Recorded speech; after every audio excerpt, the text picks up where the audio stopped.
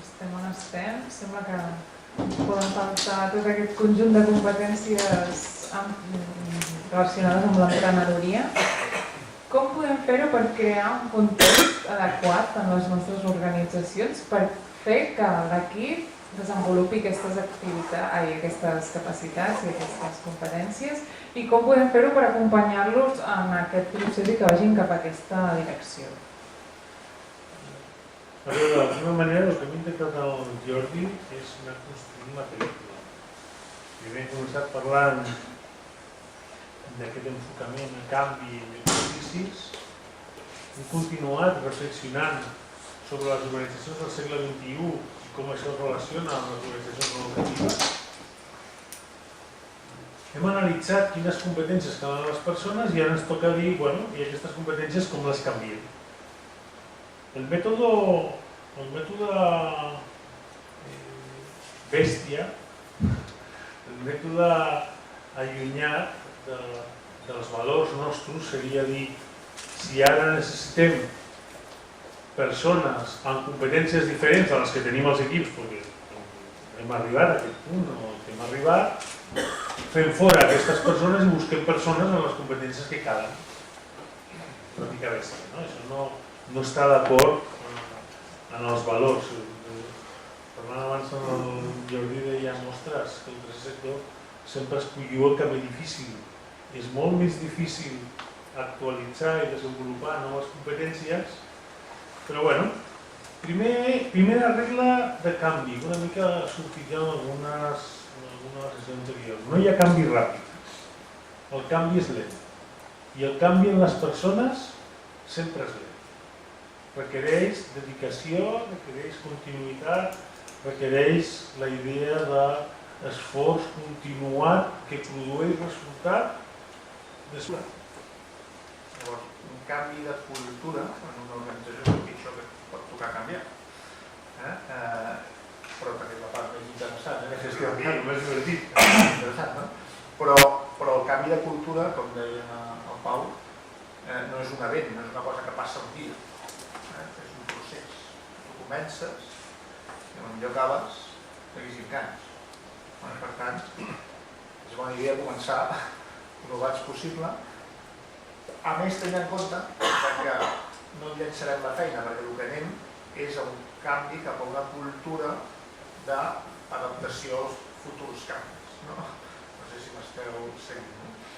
Estem anant cap a una cultura més flexible, més adaptable. Per tant, si som capaços de fer-ho, en principi l'organització hauria d'estar molt més preparada pels possibles canvis futurs.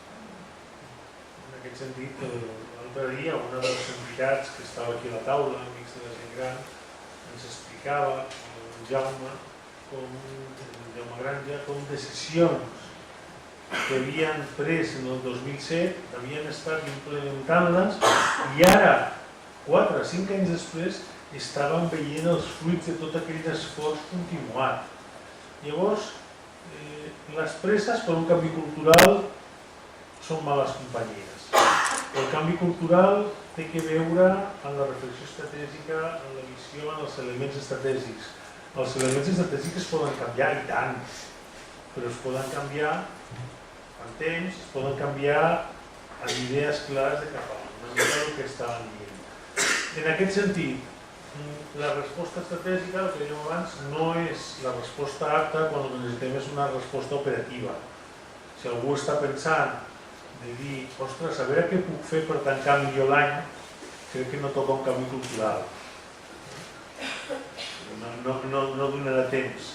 Ara, si està pensant per tancar el 2015, home, podem començar a veure alguns resultats, podem començar a veure tendències.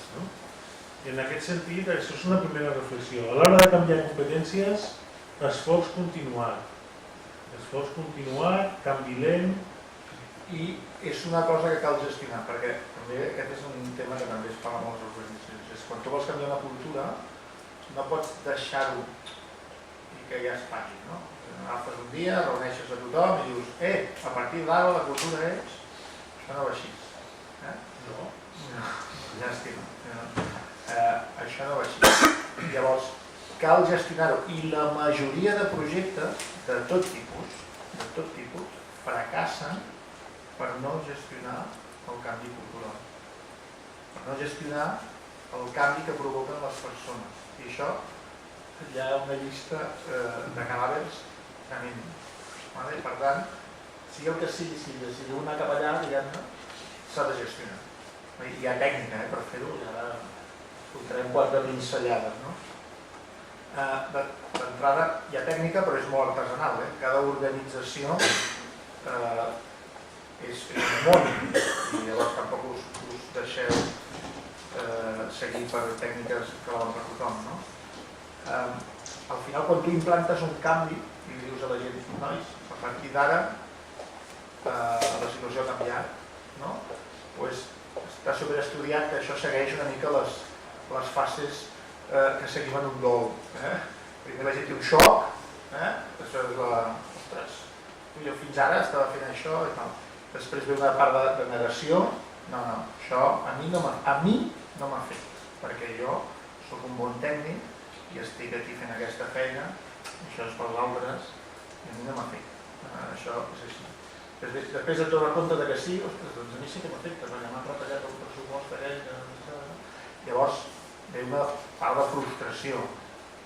Ostres, però ja no val per això és el que jo sabia fer. Després ja ve la depressió total, ja pleguem. Si aconsegueixen passar aquesta part de la U, el ball, que és llarg i molta gent es queda aquí, doncs si aconsegueixen passar, comencen a experimentar amb aquella nova... Però jo els dius, doncs ara haurem d'anar a captar recursos, i això que per ell era una cosa impossible, doncs, ostres, ho provo un dia i resulta que funciona, i comença a experimentar, després finalment ho integra i has canviat la cultura. I una vegada s'ha arribat aquí has de seguir pitjant perquè si no ja l'efecte pèndol. Però tenim clar que la gent passarà per aquest cicle. I és un cicle que s'ha de gestionar.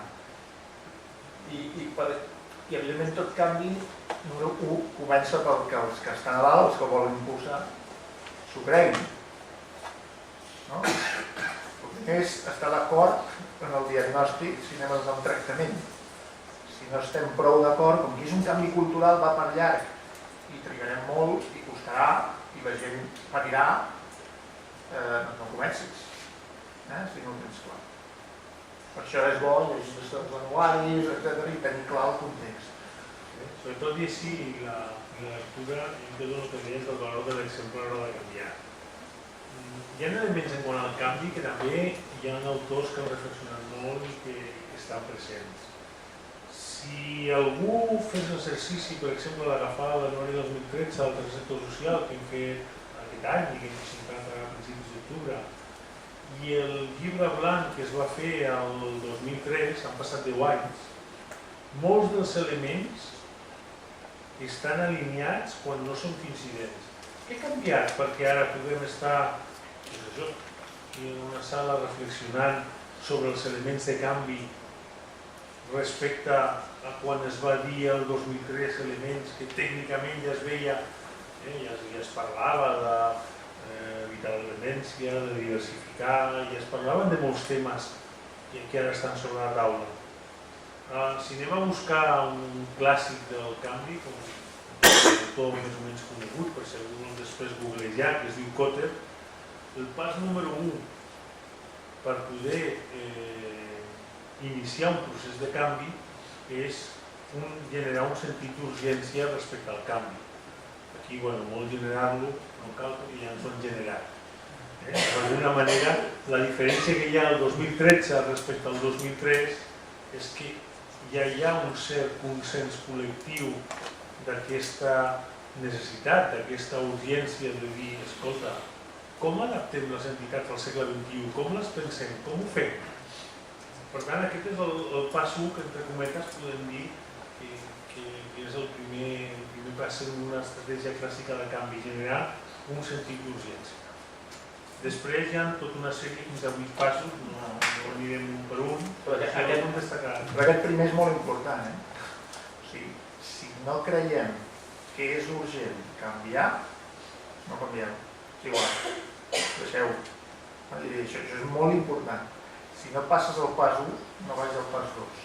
Això en diuen la Burning Platform, la plataforma ardient, no? I ve doncs això ve d'un incendi que va haver en una planta petrolífera i la gent, quan s'estava cremant, saltava al mar, que és un salt difícil de fer i que no fas si realment no t'estàs cremant. Doncs amb les organitzacions, o hi ha un Burning Platform, o s'està cremant algú, tinc la sensació que m'afecta a mi de veritat, o no salta, perquè la tendència és seguir amb la meva vida normal.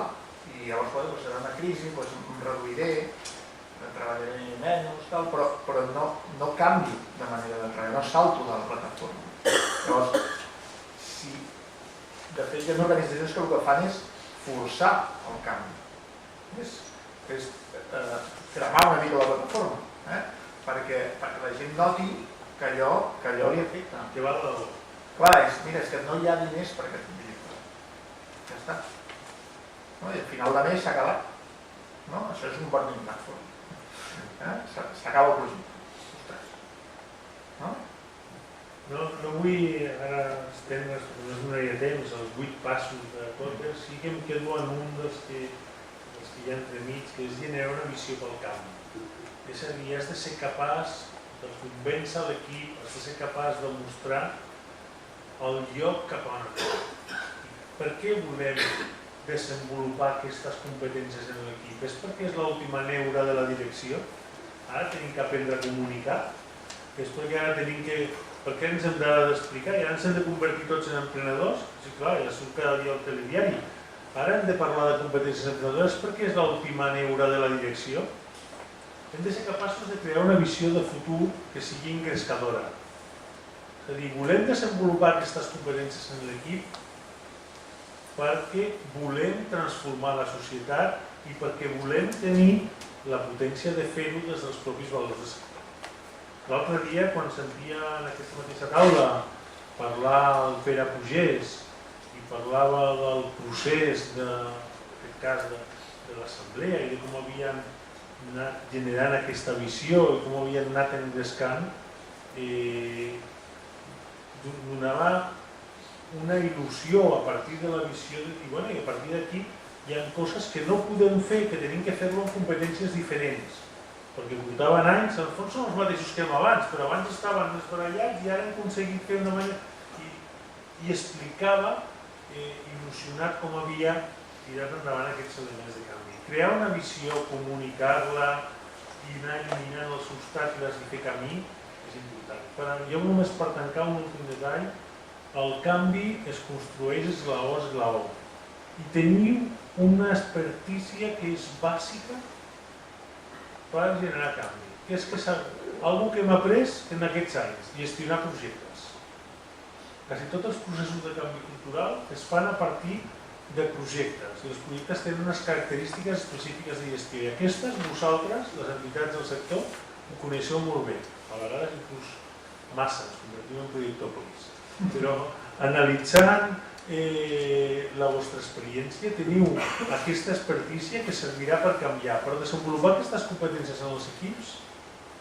El procés és a partir de la pròpia gestió de projectes.